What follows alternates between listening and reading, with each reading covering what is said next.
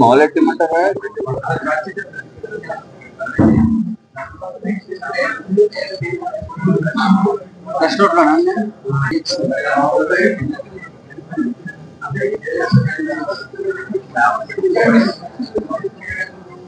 మరియు మీడియా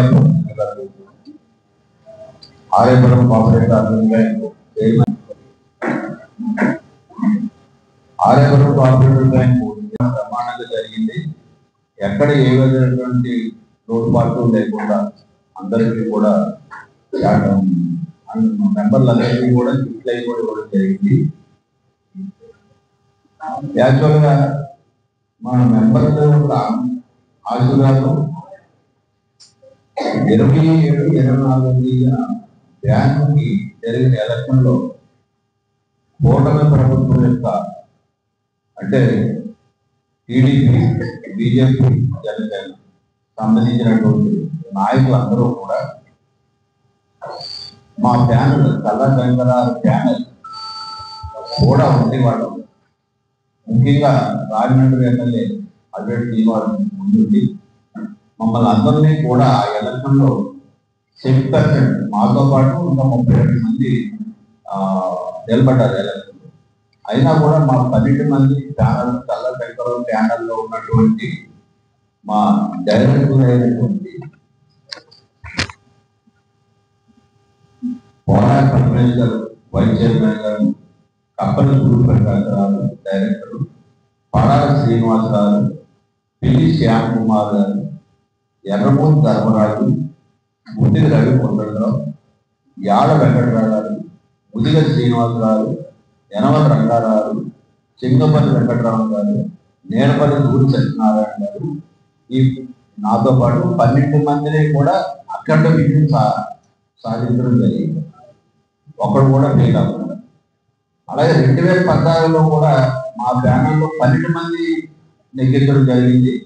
ఆ 2014 నుంచి 19 వరకు అప్పుడు ఉన్నటువంటి పాలకులతో ముందే జరుగుతుంది ఇక్కడ కూడా ఉన్నారు. అప్పుడు ఆ 5 సంవత్సరాల్లో మేము చేసినటువంటి బ్యాంకుకి డెవలప్మెంట్ ప్రగతిని ఈ బ్యాంకులో ఉన్నటువంటి కస్టమర్లు అందరూ కూడా అవగాహన చేసుకొని తర్వాత మీరు దిగిపోయిన తర్వాత కొంతమంది ఒకసారి 2 సార్లు సబ్ కలెక్టర్ని, ఒకసారి ఏమో కమిషనర్, కొంత నామినేటెడ్ బాడీని పెట్టడం జరిగింది. ఆ 4 సంవత్సరాల్లో కూడా మళ్ళా ఎక్కడికో మేము ఈ ఆర్యపురం బ్యాంక్ని ఆంధ్రప్రదేశ్లో అగ్రగామిగా తీసుకెళ్ళి ఇవ్వడం జరిగింది. అలాంటి స్థాయిలో వాళ్ళకి అబ్జెక్టే ఈ నామినేటెడ్ సంబంధించినటువంటి బోర్డు కానీ ఈ ఆఫీసర్స్ కానీ బ్యాంకులో ఏ విధమైనటువంటి శ్రద్ధ పెట్టకుండా లోన్స్ విషయంలో కానీ, రికవరీ విషయంలో కానీ, డిపాజిట్ విషయంలో కానీ అన్నింటిలో కూడా ఫెయిల్ అయితే మళ్ళీ మీరు 2014లో మీరు తీసుకునేటప్పుడు ఏ స్థాయిలో అలాగే తెలియాల్సింది అంటే సరైన వాళ్ళకి అవగాహన లేనటువంటి వాళ్ళని పెడితే ఎలక్షన్ లేకపోతే బ్యాంకు అనేది ఆర్థిక సంస్థ ఏదైనా సరే కుదేలైపోతుందనడానికి నిదర్శనం ఈ 2019 నుంచి 24 వరకు జరిగినటువంటి మా బ్యాంకులో జరిగినటువంటి అన్ని కూడా నామినేటెడ్ పదవులు పెట్టడం వల్ల ఈ మొత్తం బ్యాంక్ అంతా కూడా దిగజారిపోయింది. మళ్ళీ 24లో మన ఎలక్షన్లో ఈ మా కస్టమర్లు అందరూ కూడా మళ్ళీ ఎలక్షన్ ఏదైతే కూటమి ప్రభుత్వం వచ్చిన తర్వాత ఒక 4 రోజుల్లోనే ఆర్యపురం కోఆపరేటివ్ బ్యాంక్ ఎలక్షన్స్ కూడా జరిగింది. అందులో ఆ రోజు ఎలక్షన్ రోజు పెద్ద వర్షం. ఆ వర్షం అయినా కూడా 25,000 మంది వచ్చారు. 25,000 మంది వచ్చి మా బ్యాంకుకి వీళ్ళైతేనే ఈ బ్యాంకుకి డెవలప్మెంట్ చేయడానికి చల్ల చక్కరాలు బ్యాంక్ అయితేనే బాగుంటుంది. అంత వర్షంలో కూడా వచ్చి అఖండ విజయాన్ని చేకూర్చడం జరిగింది. ఆ రకంగా మళ్ళీ అక్కడి నుంచి మేము వచ్చేటప్పటికి ఏం జరుగుతుంది బ్యాంకులో? బ్యాంకుని శాపలు పెట్టారు. ఆ 4 సంవత్సరాలు సరైన రికవరీ లేకపోవడం వల్ల, లోనింగ్ లేకపోవడం వల్ల రిజర్వ్ బ్యాంక్ వాళ్ళు బ్యాంకుని శాపలో పెట్టారు. శాప అంటే ఒక రకం బ్లాక్ లిస్ట్ లో పెట్టడం. శాపలను పెట్టడంతో ఆ శాప ఎప్పుడైతే ఉందో ఈ బ్యాంకు సంబంధించిన కార్యకలాపాలు అన్నీ కూడా ఎదరికి డెవలప్మెంట్ చేయడానికి ఏమాత్రం అవకాశం కూడా లేదు. అప్పుడు ప్రత్యేకించి రికవరీ మీద ఫస్ట్ రికవరీ మేము వచ్చే టైంకి 115 కోట్ల రూపాయలు రికవరీ లేకుండా ఉండిపోయింది. అలాంటి దాన్ని నేను, మా డైరెక్టర్లు, మా బ్యాంక్ స్టాఫ్ అందరూ కూడా 2 సార్లు మీటింగ్లు పెట్టుకొని, బోర్డు మీటింగ్లో కూడా పెట్టుకొని మనం ఈ స్టాఫ్ నుంచి తీసుకురావాలి. ఇందులో ఉన్నటువంటి షేర్ హోల్డర్స్ అందరికీ కూడా మనం ఆ రోజు మాట ఇచ్చాం ముందు ఎలక్షన్లో, డివిడెండ్ కూడా ఇవ్వాలి అని. దీన్ని ఎలాగైనా సరే యుద్ధ ప్రాతిపదిక మీద చెయ్యాలనే ఉద్దేశంతో మీరందరూ కూడా నడుము కట్టుకొని మాట చెప్పడానికి లేదు. అసలు డైరెక్టర్స్కి సంబంధం లేదు, మనిషి వాళ్ళే చెప్పుకుంటారు. అయినా కూడా నేను చెప్పిన దాని మీద నా మీద ఉన్నటువంటి అభిమానం మా డైరెక్టర్లు కూడా మామూలుగా మా స్టాఫ్ ఎలాగైతే పనిచేశారో మేము కూడా అంత గట్టి ఇంతకంటే ఎక్కువ పనిచేశారు. ఉదయం 6 గంటల నుంచి ఒక బ్రాంచ్ ఉందనుకోండి, దానికి ఒక 2, మరి గుంటూరు అలాగే గుంటూరు ఉందనుకోండి, కారు వేసుకుని వెళ్ళిపోయి 4 రోజులు ఉండి అక్కడ అన్ని మళ్ళీ రికవరీ చేయడం. వైజాగ్ వెళ్ళిపోయి అక్కడ 4 రోజులు ఉండి రికవరీ చేయడం. దేవారం ఉంటే దేవారం వెళ్ళిపోవడం. మా డైరెక్ట్ కనుక్కుంటే కనులు, తాడెత్తుకుంటే తాడెత్తు. ఈ కాకుండా బ్రాంచ్లో ప్రతి రోజుకి మన బ్యాంకులో ఆ బ్రాంచ్లో ఉన్నటువంటి మా అందులో ఉన్నటువంటి క్లర్క్ అందరినీ కూడా మేము కూడా వేసుకొని యుద్ధ ప్రాతిపదిక మీద చేసి, అప్పుడు ఎన్పిఏ 22.45 ఉండేది. అలాంటి దాన్ని 5.7 తీసుకొచ్చారు మార్కెట్. అంటే దీన్ని రూపాయల్లో చెప్తారు. 115 కోట్ల రూపాయలు ఎన్పిఏ ఉండేదాన్ని 95 కోట్లు మీరు రికవరీ చేశారు. 95 కోట్లు, ఇది చిన్న విషయం కాదు. ఆరోగ్యం బ్యాంకు చరిత్రలోనే ఇంత రికవరీ అనేది ఎప్పుడు జరగలేదు. 95 కోట్లు రికవరీ చేసి 115 కోట్లు అంటే 5% దాకా ఉండదు. అలాంటి దాన్ని 5% చేస్తారు. దాన్ని బట్టి ఎంత శ్రమ పడ్డారంటే మా డైరెక్టర్లు కానీ మా ఎంప్లాయీస్ కానీ అంత బాగా శ్రమ పడడం జరిగింది. దీనికి మళ్ళా అంటే మీకు ఖాతాలు ఎన్ని ఉండేయండి? 2745 ఖాతాలు ఉండేవి. ఏది మాకు డబ్బు కట్టకపోండి, 2745 ఖాతాలు డబ్బు కట్టలేదు. అలాంటివి 2172 వృద్ధి చేశాను. 2700 నుంచి సుమారుగా 2200 ఖాతాలు కంప్లీట్ జీరో చేసాం. 570 అలాగే లోన్స్, ఇది రికవరీ ఎంత అయితే బ్యాంకింగ్కి ఎంత ఏదైతే మనకి ఇంపార్టెంట్, లోన్స్ కూడా ఇంపార్టెంట్. లోన్స్ విషయంలో 407 కోట్ల రూపాయలు లోన్స్ ఇచ్చాం వాళ్ళకి. 410 ఇచ్చాం. మేము వచ్చేటప్పటికి అదే 407 ఇచ్చారు. 407 ₹1 కరగలేదు సరిగ్గా 3 కోట్లు లాస్ చేసి ఇచ్చారు. అంటే దాన్ని బట్టి ఈ 4 సంవత్సరాలు ఈ బ్యాంకుని ఎలా వాడేసుకుని దారుణంగా డెవలప్మెంట్ లేకుండా చేశారు అనేది కూడా మీకు తెలియపరుస్తున్నాను. ఆ లోన్స్ విషయంలో కూడా వచ్చిన దానికి ఒక కాసి రికవరీ, ఒక కాసి ఇప్పటికి ఈ రోజు ఈ 11 మాసాలండి. రేపు వచ్చే నెల 23వ తారీఖుకి 12 నెలలు అవుతాయి. ఈ 11 మాసాల్లో ఈ రోజుకి 98 కోట్లు మన లోన్స్ కూడా తీసుకొచ్చారు. 98 కోట్లు దస్తావేజుల మీద 98 కోట్లు తీసుకొచ్చారు. ఆల్టర్నేటివ్ గా గోల్డ్ అంటే సుమారుగా 100 కోట్లు అలాగే ఆల్టర్నేటివ్ గా గోల్డ్ మీద కూడా ఇంకో 100 కోట్లు తీసుకొచ్చాను. గోల్డ్ లోన్ కూడా 100 కోట్లు అయింది. టోటల్ గా 200 కోట్ల రూపాయల లోన్ తీసుకొచ్చాడు 11 మాసాలు.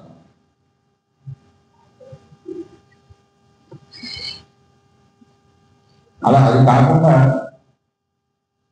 ఈ రెండు ఎప్పుడైతే ఈ రికవరీ చేశారు, లోన్ కూడా బ్రహ్మాండం చేశారు, పరిపాలన బ్రహ్మాండంగా చేస్తున్నారని రిజర్వ్ బ్యాంక్ వాళ్ళు వచ్చి 10 రోజులు ఇక్కడ ఉండి అన్ని విషయాల్లో కూడా గమనించి వీళ్ళు చాలా బాగా చేస్తున్నారని ఉద్దేశంతో వాళ్ళు అక్కడ మనకేం చెప్పరు, రికమెండ్ మొత్తం బొంబే వాళ్ళకి యాక్చువల్గా రిజర్వ్ బ్యాంక్ మాది అక్కడ బొంబైలో ఉంటుంది, అన్ని సౌత్ ఇండియా అంతా కూడా ముంబై పెట్టారు. వాళ్ళు రికమెండ్ చేశారు వీళ్ళు క్యాప్ని తీసేసారు, క్యాప్ని తీసేయచ్చని చెప్పారు. వాళ్ళు చాలా సంతోషపడ్డారు, మీరు చాలా బాగా చేస్తున్నారని. వాళ్ళు వెంటనే మేము కూడా వెళ్ళి అభ్యర్థన చేయడంతో మొన్న ఒక 1 మంత్ ఉందనుకుంటాను, 1 మంత్ 15 days అయింది క్యాబ్ నుంచి మిమ్మల్ని తీసే ఉన్నారు. తర్వాత మళ్ళీ వెంటనే మేము వాళ్ళని రిక్వెస్ట్ చేసాం, క్యాబ్ నుంచి తీశారు కానీ డివిడెండ్ కూడా ఇవ్వడానికి మాకు పర్మిషన్ ఇవ్వమంటే 15 రోజుల్లో మీరు డివిడెండ్ కూడా ఇచ్చాను అన్నారు. అదే వాళ్ళు ఇచ్చినటువంటి దాంట్లో మొన్న జనరల్ బాడీలో మీరు డివిడెండ్ 12% లెక్కని అనౌన్స్ చేయడం జరిగింది. 12% అంటే రూపాయి ఉంది.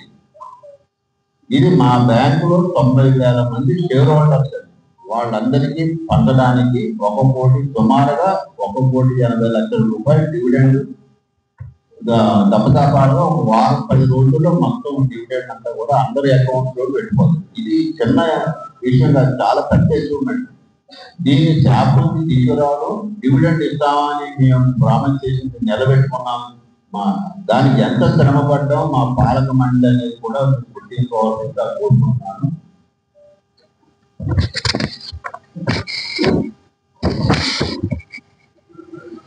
ఇది ఎలా ఉంటుండగానే మేము అక్కడ రిజర్వ్ బ్యాంక్ వాళ్ళు సంబంధించిన నుండి ఒకసారి వచ్చి సైబర్ నేరాలు అంటే అకౌంట్లోకి ఎవరో దొరబడిపోయి డబ్బులు దొరకడం లాంటివి ఎక్కువ జరుగుతున్నాయి కనుక క్లౌడ్ అనే దాని మీద మీరు ఎక్కడ టెక్నాలజీలో కంపల్సరీ క్లౌడ్ పెట్టుకోవాలని చెప్పారు. అప్పుడు వెంటనే ఒక మీ 3 డైరెక్టర్లు దీనికి సంబంధించినటువంటి టెక్నికల్ ఆఫీసర్స్ మీ ముంబైలో ఫినాకర్స్ అనే ఒక కంపెనీ, చాలా పెద్ద కంపెనీ ఉంది. ఇప్పుడు మాకు దాంతోనే మొత్తం ఇంటరాక్ట్ అయ్యి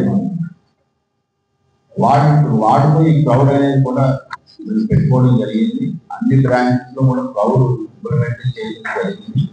అది ఇప్పుడు నడుస్తుందంటే ఈ సైబర్ నేరాలు రాబోయే కాలంలో మనకి ఎక్కడ కూడా ఎదురు లేకుండా ఇలాగ వాళ్ళతో మేము ఇంప్లిమెంట్ చేసి ఈ క్లౌడ్ కూడా తీసుకొచ్చాం.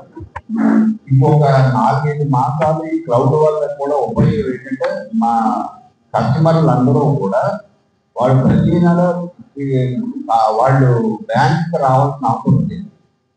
వాళ్ళు ఫోన్ పే కూడా వాళ్ళకి ఫోన్ పే ద్వారా మాకు వాళ్ళు ప్రతి నెల వాయిదా కట్టే ఫోన్ పే ద్వారా మళ్ళా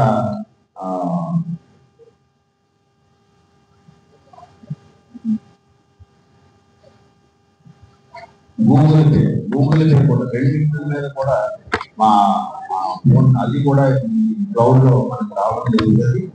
ఇది కూడా నేను సాధించినటువంటి విజయం. అలాగే పోర్ట్ బ్రాంచ్ మాకు ఎక్కడో బజార్లో అక్కడ చాలా మూల ఉండేది, అది ఉన్నట్టు లేనట్టు తెలియదు. దాన్ని మళ్ళీ బయటకి తీసుకొచ్చి పొద్దుగల ఇంటి దగ్గర కొత్త బ్రాంచ్ దాన్ని పెట్టడం జరిగింది. బిజినెస్ కూడా బాగా ప్రమాణం బయటకు తీసుకొచ్చడం చాలా బాగా జరిగింది.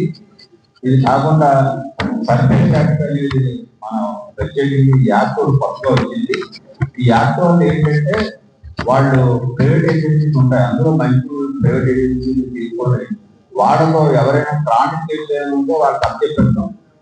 వాళ్ళకి అబ్జెక్ట్ వాళ్ళే వెళ్ళి దగ్గరుండి రికవరీ చేసుకొని వాళ్ళు మొత్తం పోలీసుల ద్వారా అక్కడికి వెళ్ళి మనకి రికవరీ అబ్జెక్ట్ హ్యాండ్ ఓవర్ చేసుకొని ఆప్షన్ పెట్టేస్తారు. వాళ్ళు ఆప్షన్ పెట్టేసి మన డబ్బు మనకి ఇచ్చేస్తారు. ఈ సర్వీస్ యాక్ట్ కూడా ఇంప్లిమెంట్ చేయాలి మా బ్యాంక్ నుంచి.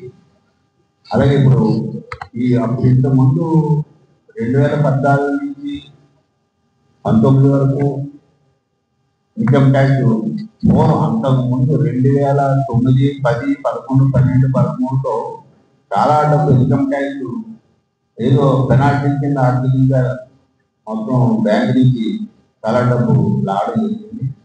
అప్పుడు మేము దాన్ని చాలా అన్యాయం అంటే మా బ్యాంకుని కోట్ల రూపాయలు మీరు మా అభ్యర్థన మీరు వెళ్ళి అక్కడ ఇన్కమ్ ట్యాక్స్ కమిషనర్ వాళ్ళతో మాట్లాడితే వీళ్ళు కరెక్టే మీరు చెప్పిందని మొత్తం ఎంత తీసుకోండి వాళ్ళు నుంచి 19 వరకు రిఫండ్ మనకి ఇచ్చారు.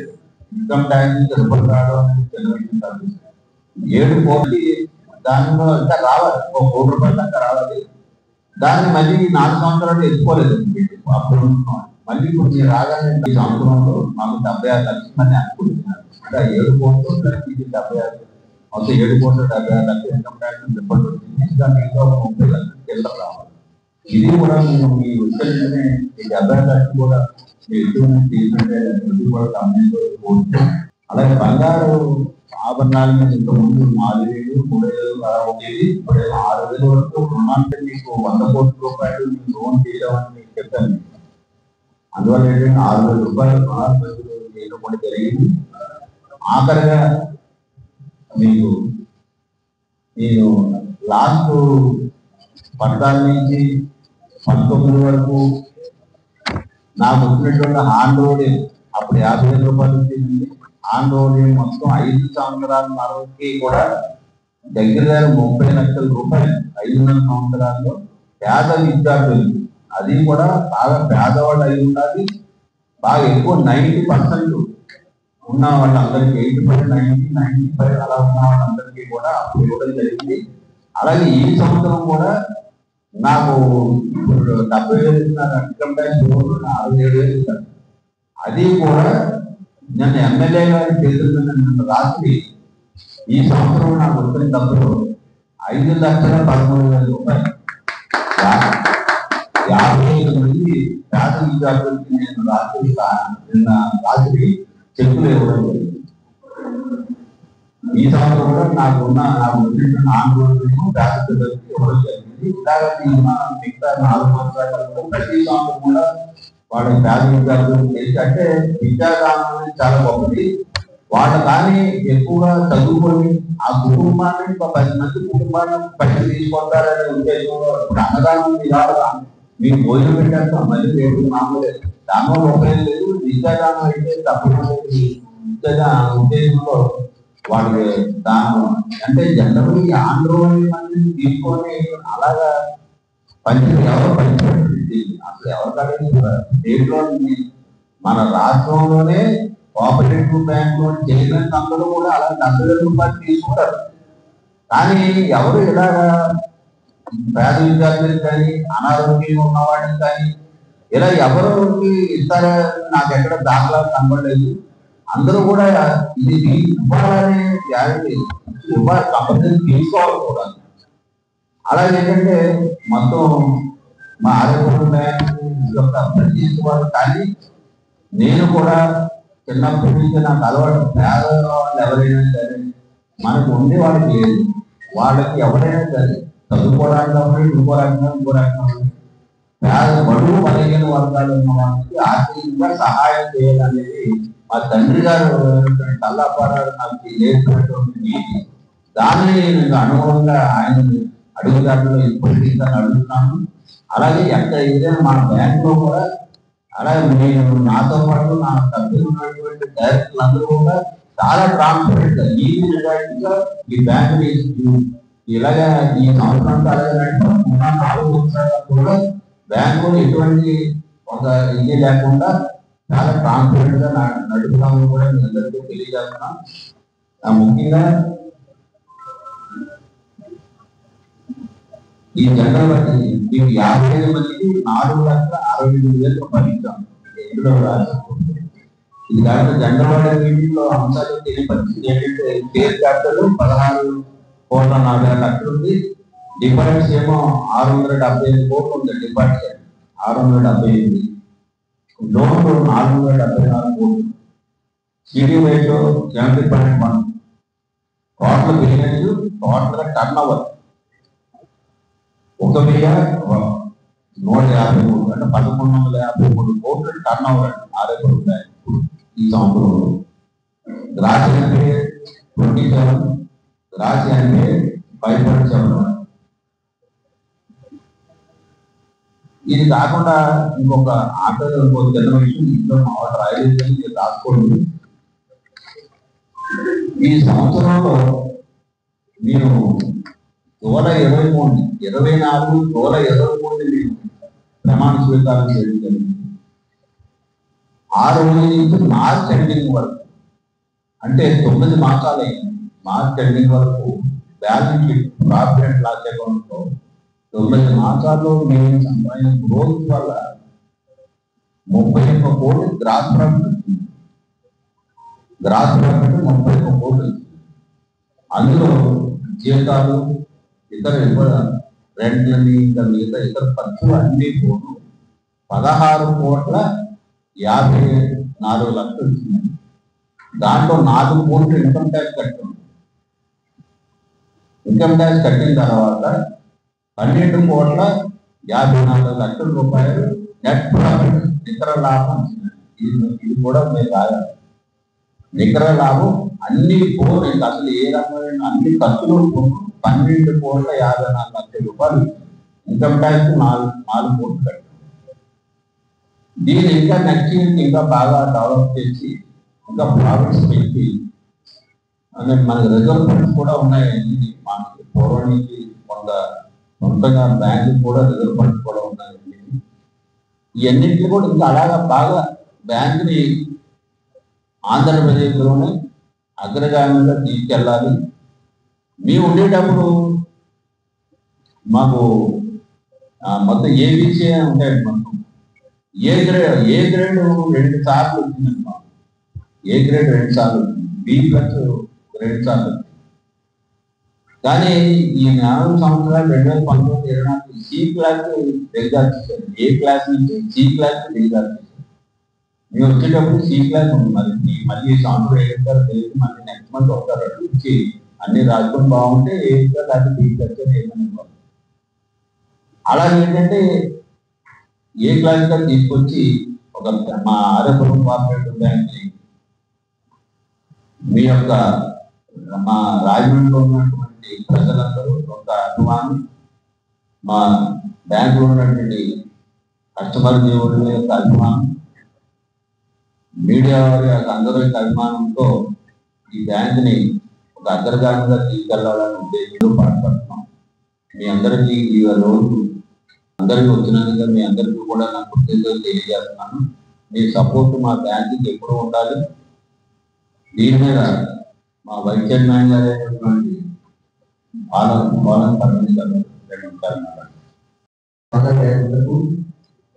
సీఎం గారికి అందరూ కూడా నమస్కారం తెలియజేస్తుంటూ, ఈరోజు నేను వచ్చిన పాలకవర్గం ప్రమాణ స్వీకారం చేసినటువంటి 23/7 కాలం నుంచి ఇప్పటివరకు చైర్మన్ గారు అన్ని విధాలు చెప్పడం జరిగింది. నిజంగా ఈ బ్యాంకు నేను వచ్చే పరిస్థితి వచ్చేసరికి చాలా దయానీయ స్థితిలో ఉంది. ఎంత దారుణంగా బ్యాంకుని నాశనం చేశారంటే 2014 to 19 వరకు జరిగిన అభివృద్ధిని మొత్తం కూడా సర్వనాశనం చేసేశారు. 95 సంవత్సరాలు గెలిచేసరికి 2014 బ్యాంకు పెట్టి 1910 బ్యాంకు స్థాపించడం జరిగింది. సరిపడి చేసిన మేము వచ్చేసరికి అప్పటికి 95 సంవత్సరాలు పూర్తి చేసుకుని ఉంది బ్యాంకు 2014 నాటికి. అప్పటికి బ్యాంక్ టర్న్ ఓవర్ 545 కోట్లు టర్న్ ఓవర్ ఉండేది. 95 సంవత్సరాలకి ఎంతో మంది పాల్గొనడం చైర్మన్ ఎంతో కష్టపడి ఆ బ్యాంకుని 500 కోట్ల టర్న్ ఓవర్కి తీసుకురావడం జరిగింది. 2014 నుంచి 19 వరకు ఇప్పుడున్నటువంటి చైర్మన్ గారు అప్పుడు చైర్మన్ గా ఎలక్షన్స్ పెట్టి ప్రమాణాలు చేసే టైంకి 500 కోట్ల టర్నోవర్ ఉన్న 500 కోట్ల టర్నోవర్ ఉన్న బ్యాంకుని 2019 జూన్ నెలలో మరలా బ్యాంక్ నుంచి మా పీరియడ్ అయిపోయి వెళ్ళిపోయేసరికి 1070 కోట్లు. అంటే బ్యాంకు 95 సంవత్సరాల చరిత్ర, 500 కోట్ల టర్నోవర్ అయితే ఒక్క 5 సంవత్సరాల్లో ఆయనకి ఉన్నటువంటి అనుభవంతో ఆర్థికవేత్తగా బ్యాంకు ఏం చేస్తే అభివృద్ధి చెందుతుంది అని ఒక అవగాహన ఉన్నటువంటి వ్యక్తి చేస్తే బ్యాంక్కి ఎలా ఉంటుంది అనేది ఆ 5 సంవత్సరాల్లో ఉన్నటువంటి గ్రోత్ ఖచ్చితంగా మనం గమనించవలసిన అవసరం ఉంది. 545 కోట్ల టర్నోవర్ ఉన్న బ్యాంకు 95 సంవత్సరాలకి ఓన్లీ 5 ఇయర్స్ 5 సంవత్సరాల్లో 1070 కోట్లకు వెళ్ళిందంటే బ్యాంకు పురోగతి. అంటే ఒక్కసారిగా బ్యాంకు రాష్ట్రంలో ఉన్నటువంటి మన రాష్ట్రంలో ఉన్నటువంటి బ్యాంకుల్లో 2-3 స్థానాలకు వెళ్ళిపోయింది. 2 స్థానం 3 స్థానం కూడా ఢీ ఉన్నాం ఆ టైంలో. ఫస్ట్ విశాఖపట్నం కోఆపరేటివ్ బ్యాంక్ ఉండేది, తర్వాత కాకినాడ కోఆపరేటివ్ బ్యాంకు మనం దెబ్బగా ఒకసారి ఆల్సో సెకండ్ తీసుకొచ్చారు, మేము థర్డ్ ప్లేస్ తెలియదు. ఒకట టైంలో మళ్ళీ వాళ్ళు థర్డ్ ప్లేస్ వచ్చేవారు, మనం సెకండ్ ప్లేస్. అంటే రాష్ట్రంలోనే అగ్రగమిగా ఫస్ట్ సెకండ్ తర్వాత స్థాయిలో ఆర్యపురం కోఆపరేటివ్ బ్యాంక్ అభివృద్ధి చేయడం జరిగిందండి. ఎప్పుడైతే 2019లో మా పాలకవర్గం తెలంగాణ అభివృద్ధిలో మేము బ్యాంక్ నుంచి వెళ్ళిపోయాము, ఆ రోజు నుంచి కూడా బ్యాంకు ఇంకా దీనస్థితిలో కలిగిందండి. ఎందుకు దీనస్థితిలో కలిగిందంటే 2019లో గవర్నమెంట్ మారడం, ఆ గవర్నమెంట్ మారిన తర్వాత ఎలక్షన్స్ జరపకపోవడం, ఎలక్షన్ జరపకుండా స్పెషల్ ఆఫీసర్స్ కొంతకాలం ఒక 6 నెలలేమో వాళ్ళ కార్యకర్తల్ని వాళ్ళ నాయకుల్ని పాల్వర్గంగా నియమించడం, వారికి ఈ బ్యాంకింగ్ మీద సరైన అవగాహన లేకపోవడం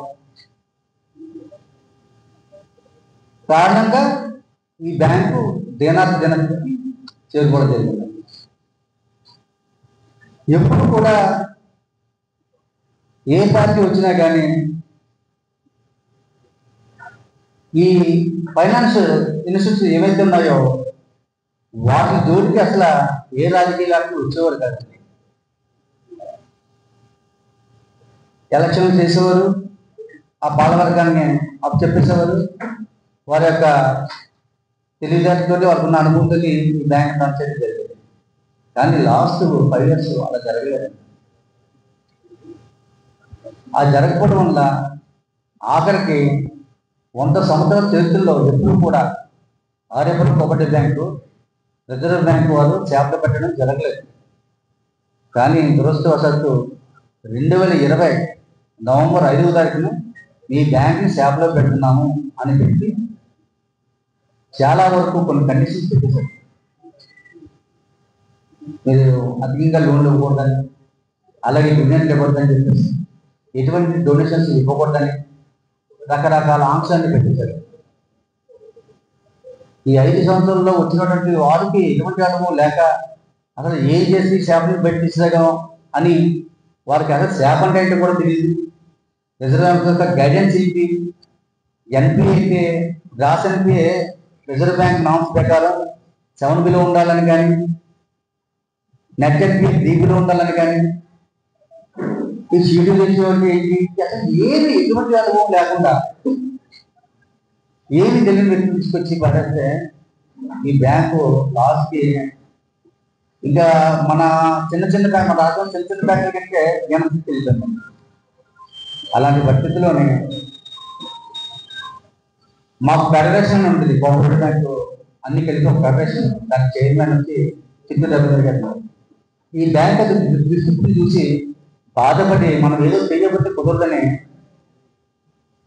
హైకోర్టుకి వెళ్ళారు ఎలక్షన్ పెట్టమని. హైకోర్టు వారు కూడా చూసి బ్యాంకు ఒక పరిస్థితి చూసి ఎలక్షన్ పెట్టమని చెప్పేసి ఆర్డర్ ఇచ్చారు. ఆ ఆర్డర్ను కూడా గవర్నమెంట్ కొమ్మలో కొట్టేసి ఎలక్షన్ పెట్టకుండా కాలయాపన చేసుకుంటుంది. మళ్ళీ దాని మీద కంటెంప్ట్గా కోర్టుకు వెళ్ళడం జరిగింది. లాస్ట్కి ఎన్ఏ కోర్టు మీద వచ్చిన వెంటనే బ్యాంక్ యొక్క స్థితిగతులు లోపలగా ఎప్పటి నుంచో అభ్యర్థించినటువంటి మన రాజమండ్రి శాసనసభ్యులు శ్రీ ఆదిరెడ్డి శ్రీనివాస్ గారు గమనించి ఎలాగైతే ఈ బ్యాంకు మూసేసే పరిస్థితి వస్తుంది, ఇంకా ఈ పరిస్థితి మళ్ళీ గట్టెక్కిందంటే ఒక ఎలక్షన్ పెట్టిన మార్గం అని చెప్పేసి ఆయన గమనించి ఎన్డీఏ కూటమి నాయకులందరినీ కూడగట్టుకొని మరలా 2014 నుంచి 19 వరకు జరిగినటువంటి అభివృద్ధి మళ్ళా జరగాలి అంటే ఒక చల్ల శంకరగా తీసుకొచ్చి మళ్ళీ ఆ స్థానంలో కూర్చోబెట్టుకెళ్తే మళ్ళీ బ్యాంకు అభివృద్ధి పదంలో పరిగెడుతుంది అని చెప్పి వాళ్ళందరూ ఎన్డీఏ కూటమి మొత్తం నాయకులు, జనసేన, బీజేపీ, టీడీపీ నాయకులందరూ కూడా ముక్త కంఠంతో చల్ల శంకరరావు గారిని మళ్ళీ చైర్మన్గా మమ్మల్ని అందరినీ పాల్గొనే సభ్యులుగా పెట్టి మన రాజమండ్రి శాసనసభ్యులు ఆదిరెడ్డి శ్రీనివాసరావు గారు పూర్తి ఎలక్షన్ అంతా కూడా ఆయన ప్రదర్శనలు తెలుసుకొని ఒంటి చేతి ఎలక్షన్ నడిపించి అఖండ విజయంతో మమ్మల్ని అందరినీ గెలిపించడం జరిగింది. వారికి మా పాల్గొన తరఫున ధన్యవాదాలు తెలియజేసుకుంటున్నాం. అలాగే బ్యాంక్ యొక్క కస్టమర్స్, మా ఖాతాదారులు ఈ 5 సంవత్సరాలు కూడా జరిగినటువంటి ప్రతి పరిణామం కూడా అందరూ అబ్జర్వ్ చేస్తున్నారండి, గమనిస్తూ ఉన్నారు. ఇప్పుడు మేము వచ్చే కూడా మమ్మల్ని కూడా గమనిస్తూ ఉన్నారు, గమనించాలి కూడా. ఎప్పుడైతే మెంబర్లు వచ్చిన పాలకవర్గాల్లో ఏం చేస్తున్నారంటే గమనిస్తేనే ఈ పాలకవర్గ సభ్యులు కూడా కరెక్ట్గా పనితీరు మార్చుకొని కష్టపడి పనిచేసే విధానంలో వస్తారు. ఆ వచ్చిన నాటి నుంచి ఏదైతే మా కస్టమర్ దేవుళ్ళు మా మీద నమ్మకంతో ఓటు వేసి గెలిపించారో వారి నమ్మకాలు బొమ్మ చేయకుండా చైర్మన్ చల్లా శంకర్ గారి ఆదేశాల మేరకు ఆయన ఇచ్చినటువంటి గైడెన్స్ తీసుకొని మా యొక్క కస్టమర్ అందరి దగ్గరికి వెళ్ళి వారిని నొప్పించగా ఇబ్బంది పెట్టకుండా మన యొక్క బ్యాంక్ పరిస్థితి స్థితిగతులను వారికి వివరించి చెప్పి బ్యాంక్ ఈ పరిస్థితులు ఉంటే అది మీకు చెడ్డ పేరే, అలాగే పాలవర్గంగా ఉన్న మాకు చెడ్డ పేరే, కాబట్టి ఏదో రకంగా మీరు మీ బకాయిని చెల్లిస్తే ఈ బ్యాంకు సేవ నుంచి బయటకు వస్తుంది అని రిక్వెస్ట్ చేసుకొని వాళ్ళని బతిమాడుకొని వాళ్ళని నొప్పించకుండా వాళ్ళ చేత బకాయిలు కట్టించడం జరిగిందండి. దాని ఫలితమే ఇవాళ మా ఎవరైతే ఎంప్లాయీస్ ఉన్నారో వారు కూడా సెలవులతో సంబంధం లేకుండా శనివారం, ఆదివారం కూడా కష్టపడి తిరిగేది. ఇదంతా ఒక పాలకవర్గం, ఒక ఎంప్లాయీస్ సమ్మె కృషి వలన ఈ గ్రోత్ సాధించడం జరిగిందండి. చెప్తే వస్తున్నాం సార్,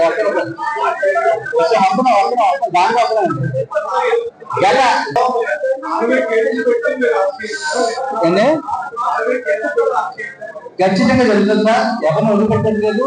చైర్మన్ గారు మా పాలకవర్గం వచ్చిన తర్వాత మా ఫస్ట్ ఆంబిషన్ ఎన్పిఆర్ రికవర్ చేయాలి, శాతం బయట తీసుకురావాలి, కస్టమర్ డివిడెంట్ ఇవ్వాలి అన్న ఒక్క నిదానంతో బుర్రాక బయట ఉండిపోయింది.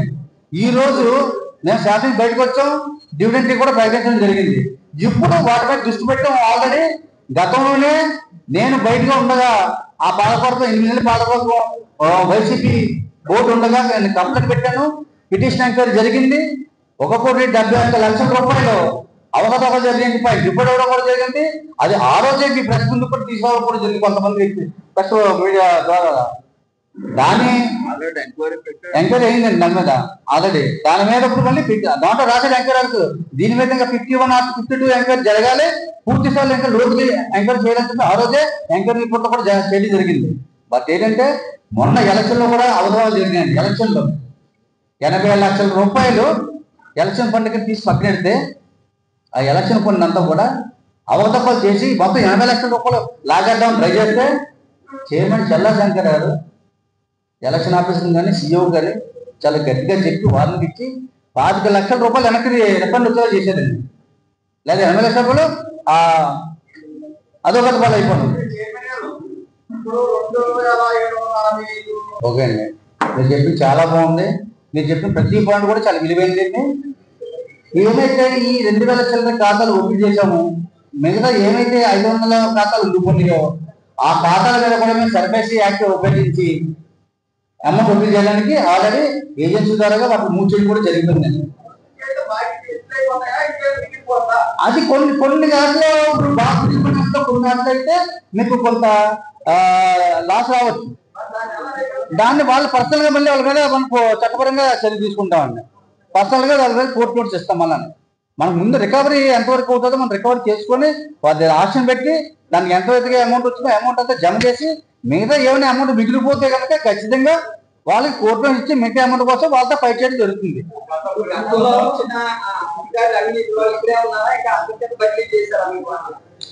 కొంత అధికారులు అంటే వాళ్ళు వెళ్ళిపోయారండి. ఎవరైతే సీఈఓ ఉన్నారో ఆ సీఈఓ కూడా రిజైన్ చేసి వెళ్ళిపోవడం జరిగింది. ఆవిడ మీద ఆల్రెడీ కేసు పెట్టడం కూడా జరిగింది. 13 లక్షల రూపాయలు ఎలక్షన్ అమౌంట్ లో ఆవిడ అవకాశాలు చేయడం జరిగింది. అది ఆల్రెడీ ఆడిట్ కూడా జరిగింది. ఆడిట్ కూడా జరిపించే దాని మీద ఆడిట్ రిపోర్ట్ వచ్చింది. కేసు పెట్టడం 3 రౌండ్ కేసు పెట్టడం జరిగింది. క్రిమినల్ కేసు పెట్టడం జరిగింది. దాని మీద ఆయన ఒపీనియన్ పంపించారు సీఏ గారు. అదే అది అంటే మేనేజర్లు అంటే ఈ సీఈఓ ఒక డైరెక్షన్ చేయడం జరిగింది. అవి కూడా నెమ్మదిగా బయటకు వస్తాయి అన్ని కూడా.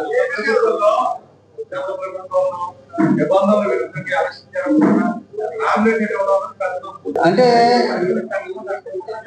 అదే కోర్టు దృష్టి తీసుకెళ్ళామంటే కాబట్టి కోర్టు వాళ్ళని ఎలక్షన్ పెట్టిన ఆర్డర్ ఇచ్చారు. అయినా వాళ్ళకున్న అధికారంతో తొక్కలు తొక్కారు. అవునండి.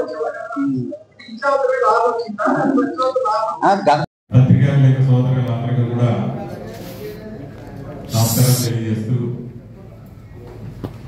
గత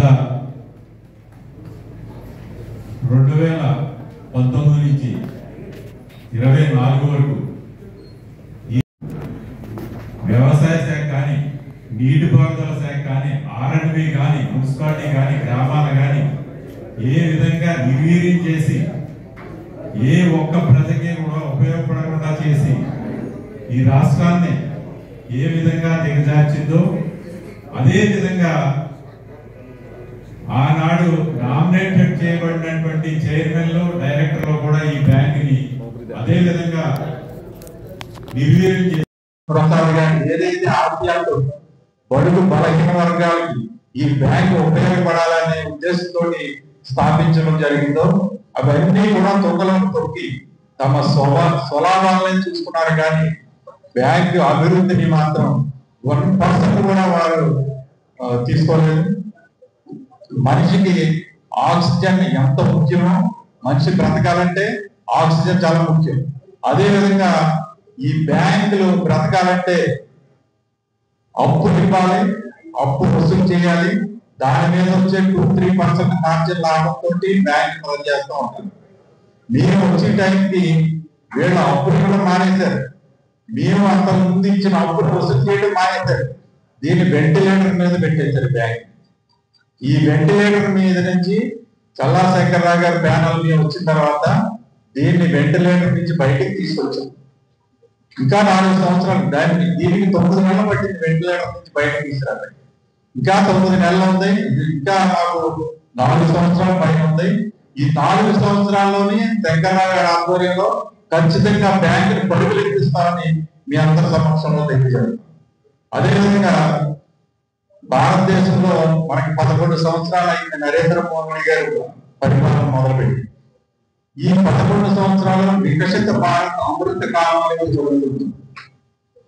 ఏ విధంగా అయితే భారతదేశాన్ని వికసిత భారత్ గా తీర్చిదిద్దారో అదే విధంగా 1 సంవత్సరం కాలంలో మన రాష్ట్రంలో గౌరవ ముఖ్యమంత్రి చంద్రబాబు నాయుడు గారు, గౌరవ ఉప ముఖ్యమంత్రి పవన్ కళ్యాణ్ గారు ఏ విధంగా అయితే వికసిత ఆంధ్రప్రదేశ్ గా తీర్చిదిద్దడానికి నిరంతరం కృషి చేస్తున్నారు. అదే విధంగా ఈ బ్యాంక్ ని చల్లాశంకరరావు గారు కూడా వికసిత ఆర్యాపూర్ బ్యాంక్ గా తీర్చిదిద్దడం మాత్రం ఖచ్చితంగా జరుగుతుంది. మీరు ఎందుకంటే ఆయన వ్యక్తిగతంగా మీరు ఈ పాలన కంటే ముందు 14 నుంచి చేసిన పాలన చూశారు. బ్యాంక్ ఏ గ్రేడ్ పరిస్థితుల నుంచి వీళ్ళ ఆక్సిజన్ షాప్ లో తీసుకురావడం జరిగింది. అదేవిధంగా వ్యక్తిగతంగా మీకు చెప్పాలంటే చైర్మన్ గారి గురించి ఆయనకి గౌరవ వేతనం ఉంటుంది. ఇందాక చెప్పారు గౌరవ వేతనం 70,000 వరకు వస్తుంది. గత 5 సంవత్సరాల నుంచి ఇంచుమించుగా 37 లక్షల రూపాయలు పేద మెరిట్ ఉన్న విద్యార్థులకి లేదంటే ఆసుపత్రి పాలైన వారికి ఆయన ఉదారంగా ఆయన అందరికి ఇవ్వడం జరిగింది. అదేవిధంగా ఇప్పుడు వచ్చిన 9 నెలల్లోని ఇంచుమించుగా 5,20,000 రూపాయలు నిన్న చెక్కుల రూపంలో విద్యార్థులకి ఆ పేదవారికి పంచిపెట్టడం జరిగింది. ఇది 4,83,000. ఇది నిన్న మన ఎమ్మెల్యే గారి చేతుల మీదుగా ఇవ్వడం జరిగింది. ఇదంతా ఎందుకు చెప్తున్నానంటే దేశంలో అనేక కోఆపరేటివ్ బ్యాంక్స్ ఉన్నాయి. కోఆపరేటివ్ బ్యాంక్ చైర్మన్ అంటే ఫైనాన్షియల్ గా ఎంతో కొంత ఉన్నత స్థితిలో ఉన్న వాళ్ళే ఉంటారు. వారందరూ కూడా ఈ దేశంలో నేను ఖచ్చితంగా చెప్తాను, ఈ దేశంలో ఉన్న కోఆపరేటివ్ చైర్మన్లు ఎవ్వరూ కూడా ఈ విధంగా ఈ చేసినట్టే ఘనత ఈ ఇండియాలో వస్తుంది. అలాగా సేవ చేసిన ఘనత ఈ సభాముఖంగా మీకు తెలియజేస్తున్నాను. అదేవిధంగా ఈ బ్యాంక్ ఇప్పటి వరకు ఒడిదుడుకుల్లో వెళ్ళింది 4 సంవత్సరాలు. ఇప్పుడు ఈ డిపాజిట్ దారులు కానీ ఖాతాదారులు కానీ గుడ్డలను చేసి హాయిగా వారు నిద్రించవచ్చు. ఎందుకంటే చల్లా శంకరరాగా ఉన్నంత కాలం ఈ బ్యాంక్ ఏమి అవ్వలేదని తెలియజేస్తూ నాకు ఈ అవకాశం చైర్మన్ గారిని ముందుగా అవాస్తవాలనే ఒక కటిక చీకటి నుంచి వాస్తవాలనే కాగడ వెలిగి తీసి జన దృష్టికి తీసుకెళ్లి నిజమైన జన రక్షకులు జన సేవకులు అయినటువంటి నా జర్నలిస్ట్ సోదరులందరికీ కూడా పేరు పేరున ధన్యవాదాలు తెలియజేసుకుంటూ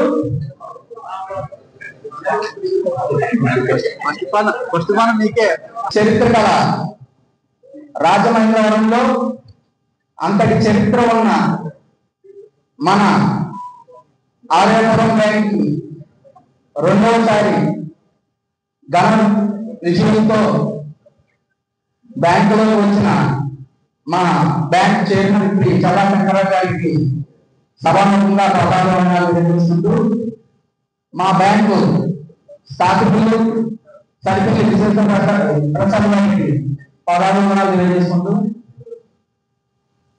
పిల్లలందరూ అన్ని మాట్లాడించారండి. నేను 2 విషయాలు మాట్లాడు. ఈ వేదిక నా తోటి కూడా ధన్యవాదాలు తెలియజేసుకుంటూ ఆర్యపురం బ్యాంక్ అంటే మధ్యతరగతి దిగువ మధ్యతరగతి కుటుంబానికి ఎంతో ఉపయోగపడే బ్యాంకు. ఆ బ్యాంకు ఆనాడు 2013 ఇదే చిరంజీవి చల్లా శంకరరావు గారు వచ్చేటప్పటికి సంవత్సరానికి 15 రోజులు జీతాలు తీసుకోలేని పరిస్థితి. ఆర్యపురం బ్యాంక్ సిబ్బంది కోఆపరేటివ్ యాక్ట్ ప్రకారం సంవత్సరానికి 15 రోజులు జీతాలు తీసుకోలేని పరిస్థితిలో ఈ బ్యాంక్ మేమందరం కూడా వచ్చారు. ఇక్కడ ఉన్న కొంతమంది చెంగపల్లి రామకృష్ణ గారు, బాలాజీ రమేష్ గారు, యనమల రంగబాబు గారు, నేను కూడా ఆ ప్యానల్లో ఉండడం వల్ల నాకు తెలిసింది కాబట్టి మీకు తెలియజేస్తున్నాను. అటువంటి బ్యాంకుని అంచెలంచెలుగా అగ్రస్థాయికి తీసుకెళ్లి మేము పదవీ కాలం పూర్తయ్యే టైంలో 22 కోట్ల లాభానికి తీసుకెళ్లడమే కాకుండా 8 బ్రాంచ్లు పెట్టి ఆర్యపురం బ్యాంక్ కస్టమర్లందరికీ కూడా ఒక భరోసా కలిగించిన ఘనత మా బ్యాంక్ చైర్మన్ చల్లా శంకరరావు గారికే చెందుతారు. అలా చేసిన తర్వాత మన రాష్ట్రానికి ఒక గ్రహణం పట్టినట్టుగా మన రాజమండ్రిలో ఉన్న ఆర్యపురం బ్యాంక్ కూడా గ్రహణం పట్టింది. రాష్ట్ర గ్రహణాన్ని కూటమి ద్వారా ఎన్నికబడిన చంద్రబాబు నాయుడు గారు ఏ రకంగా తొలగించారో అదే విధంగా రాజమండ్రి శాసనసభ్యులు శ్రీ ఆదిరెడ్డి శ్రీనివాసరావు గారు కూడా ఎన్నో ఆలోచన చేసి ఆర్యపురం బ్యాంక్ కి పట్టిన గ్రహణాన్ని ఎలా తొలగించాలని ఆలోచించి ఆనాడు చేసిన చైర్మన్ శ్రీ చల్లా శంకరరావు గారి వల్లే సాధ్యపడుతుందని శంకరరావు గారి ఇంటికి వెళ్ళి మీరు మళ్ళీ చైర్మన్ గా రావాలి అని మేమందరూ అడగగా నాకు మళ్ళీ ఇంట్రెస్ట్ లేదు, చేశాను, ఈ వయసులో నేను రెస్ట్ తీసుకోవాలి అంటే, కాదు సార్ వ్యవస్థ పాడైపోతుంది అంటే అందులో ఉన్న సిబ్బంది కుటుంబాలు కూడా పోతాయని చెప్పడంతో సార్ ఒప్పుకొని మళ్ళీ రావడం, వచ్చిన తర్వాతే బ్యాంక్ యొక్క ఎలక్షన్ పెడితే రాజమండ్రిలో ఉన్న పెద్ద పెద్ద వాళ్ళందరూ ఒక పక్క, ఆల్రెడీ శ్రీనివాసరావు గారు ఒక పక్క నుంచి ఎలక్షన్ చేసి ప్యానల్లో ఉన్న 12 మందిని కూడా అఖండ మెజారిటీతో విజయాన్ని చేకూర్చారు. అలా చేకూర్చాక ఆ జనాలందరూ కూడా మా చైర్మన్ గారు ఇచ్చిన మాట, సార్ ఒక ఎలక్షన్ టైంలో కొంతమంది చైర్మన్ గారిని అడిగారు, ఏంటి 4 సంవత్సరాలు బట్టి బ్యాంక్ నుంచి డివిడెండ్ రావట్లేదు, ఎందుకు రావట్లేదు తెలియట్లేదంటే చైర్మన్ గారు చెప్పారు, బ్యాంక్ ని స్వాప్ లో పెట్టారు. స్వాప్ అంటే బ్లాక్ లిస్ట్. బ్లాక్ లిస్ట్ లో ఉన్న బ్యాంక్ కి ఎటువంటి డివిడెండ్స్ ఉండవు, ఎటువంటి బ్రాంచ్ పెట్టే పర్మిషన్స్ కూడా ఉండవు. చెప్పి చైర్మన్ గారు నేను వచ్చిన సంవత్సరంలో డివిడెండ్ ఇస్తానని చెప్పి అక్కడ చెప్పడం జరిగింది. చెప్పాక మేమందరూ కూడా చైర్మన్ గారు సంవత్సరంలో అన్నారు, మొత్తం ములిపోయింది దాన్ని ఎలా తీసుకొస్తారంటే మా అందరికీ కూడా టెన్షనే. కానీ ఏదో కాదు ఒక ధైర్యం చైర్మన్ గారికి మేమందరం అనుకుంటాం, మా రంగబాబు చెప్పినట్టుగా ఆర్థిక శాస్త్రం అంటే బ్యాంక్ వ్యవస్థలో కానీ ఫైనాన్షియల్ వ్యవస్థలో కానీ కఠినంగా ప్రవర్తించి దాన్ని ఏ రకంగా రికవర్ చేయాలి, వ్యవస్థను ఎలా బాగు చేయాలన్న ఆలోచన గతంలో మేము ఆయనతో పనిచేసే టైంలో చూసాం. ఆ ధైర్యంతో మేము ఉన్నాం. అదేవిధంగా మేము వచ్చిన మొదటి నుంచి కూడా ఫస్ట్ రికవరీ పెట్టండి, బ్యాంక్ ఎవరు బాగు చేశారా ఎలా చేశారని పక్కన పెట్టి ముందు బ్యాంకు పైకి లేవాలి, లేకపోతే ప్రతి ఒక్కరికి ఉపయోగపడుతుంది. ఎన్నో కుటుంబాలు, వందల వేల కుటుంబాలు బ్యాంక్ మీద ఆధారపడి ఉన్నాయి, సిబ్బందులు కూడా 100 కుటుంబాలు ఆధారపడి ఉన్నాయని చెప్పి బ్యాంకుని ఎలా పైకి లేపాలని ఆలోచించి ఆ రోజు స్టార్ట్ చేసేదండి. స్టార్ట్ చేసిన విధంగానే సంవత్సరం కాదండి 9 నెలల్లోనే డివిడెండ్ ఇవ్వడం అనేది నాకు తెలిసి ఏ కోఆపరేటివ్ వ్యవస్థలో కూడా ఒకే సంవత్సరంలో 2 జనరల్ బాడీలు ఉండవు. సంవత్సరం లోపే జనరల్ బాడీ చేసి మేము సంవత్సరం చెప్పిన ఘనత కూడా మా చైర్మన్ చల్లా వెంకటరావు గారికి చెబుతారని ఈ సభాముఖంగా అందరికీ తెలియజేసుకుంటూ నాకు అవకాశం ఇచ్చిన అందరికీ